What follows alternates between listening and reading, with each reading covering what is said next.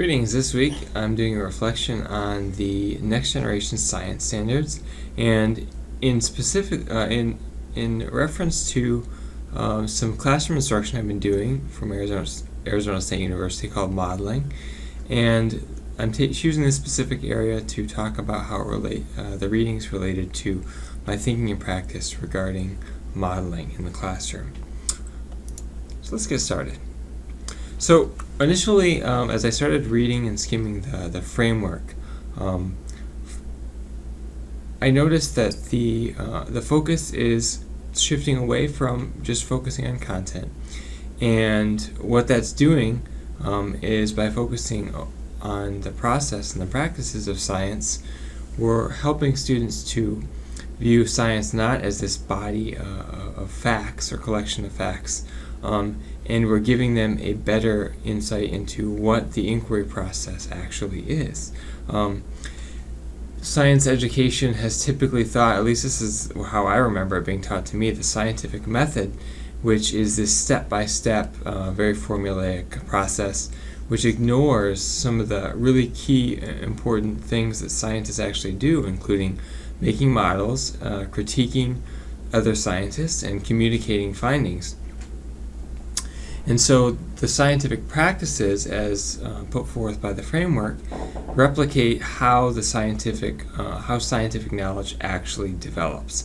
And so that involves not only the investigation, which was kind of more along the lines of what the scientific method was supposed to cover, but also evaluating what was investigated, and then developing explanations and solutions, and going back and forth between those as the body of scientists are doing this all at the same time, and they're critiquing, they're updating theories, and they're building the scientific knowledge up as they go, rather than just having this static collection of facts.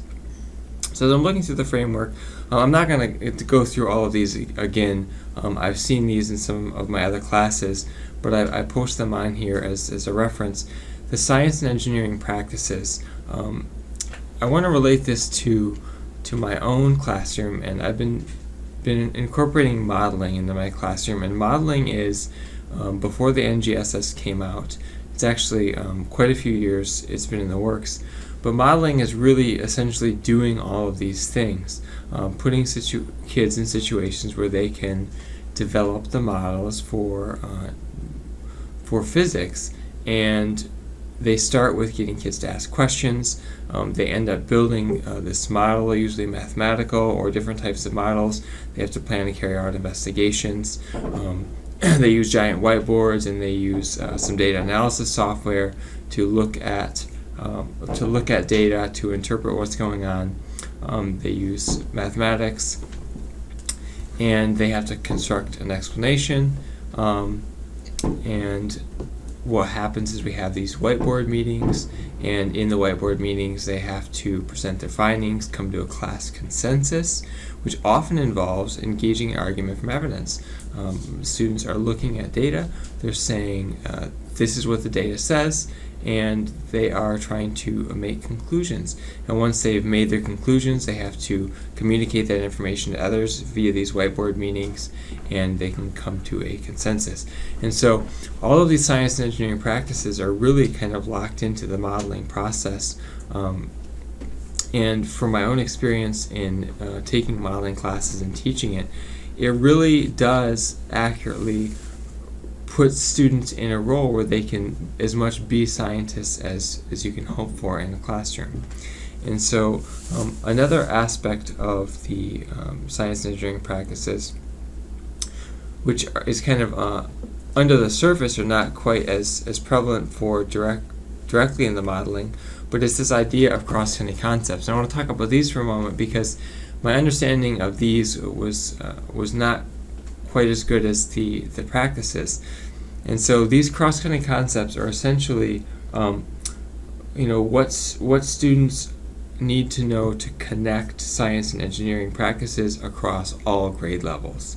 And so all students need to be able to do these, and I think it's on the next slide here. But all of these cross-cutting concepts, looking for patterns, cause and effect, looking for mechanism and explanation, having students deal with scale, proportion, and quantity, being able to build or define systems and model systems, to discuss how energy and matter flow, cycle, and are conserved, pairing structure and function, and showing how certain things are stable and how other certain things in the scientific or the physical world are changing. And so these cross-cutting concepts are not necessarily the how, but more the foundational content for what students need to have and be taught across all grade levels. And so I thought these were kind of interesting, and one of the interesting things that I noticed, and this is from page 83 of the framework, and the quote was, "Although cross-cutting concepts are fundamental to an understanding of science and engineering, students have often been expected to build such knowledge without any explicit instructional support." And so what I found in my classroom is when my students come to either physics or chemistry, both which I teach, physics where I teach modeling, students really don't have all of these skills because most teachers are just going through the motions, assuming that they already know how to do these things. And they get to my class, and I assume the same thing. I assume they already know how to do these things, and I realize that they don't. They don't know how to scale a graph. They don't know how to do proportional reasoning. They don't know how to see all of these things, that certain effects have a cause, and you need to be able to find the cause, to look for patterns. These are things that we need to explicitly teach our students. And so when I read this quote here, it really struck a chord with me, because in the modeling workshops I went to, there's so much stress on giving kids all this responsibility to learn, all of this expectation to figure stuff out on their own, and to not answer any questions, to always kind of play dumb, to ask them more questions. And I think in many cases it's very valuable to really put the onus of responsibility on the student, to not just answer the question and give them the answer. But at the same time, I felt like the modeling workshops in my training didn't stress enough the importance that teachers do eventually have to teach. They have to model, especially in the scientific practices are concerned. They have to model for their students exactly how scientists do ask good questions and do go through and critique each other, because students, if they're just expected to do it and not given the model, it ends up being a waste of your time and the student's time. At least that's how I found in my classrooms. I'll go through and I'll expect my students to really know how to do something and be able to work through something on their own, and they just don't have the prerequisite knowledge or skills or even background information that I needed to teach them ahead of time. Before I end this, another thing I just wanted to point out, this was just a sample standard and kind of summarizing some of the other things I kind of got out of this. So the science and engineering practices are the how to teach, the different kind of skills that students are going to be able to do out of a unit. This was for energy and energy transfer. The disciplinary core ideas are kind of the content or the what to teach, and the cross-cutting concepts are how they can connect, how you're connecting science and engineering and some of those big underpinning ideas that are shaping the different units.